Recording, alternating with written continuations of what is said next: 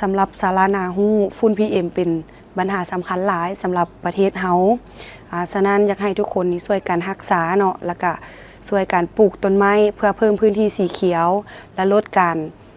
จุดป่าเฮ็ดให้สนับสนุนการใช้พลังงานสะอาดและเป็นมิตรกับสิ่งแวดล้อมเพื่อให้เฮามีอากาศที่สดใสและมีสุขภาพที่ดีในช่วงที่ฝุ่น PM 2.5 ขยายเป็นวงกว้างอยากฝากให้ท่านผู้ชมถ้าจำเป็นต้องออกจากบ้านควรใส่ผ้าปิดปากและหลีกเลี่ยงกิจกรรมกลางแจ้งขอขอบใจ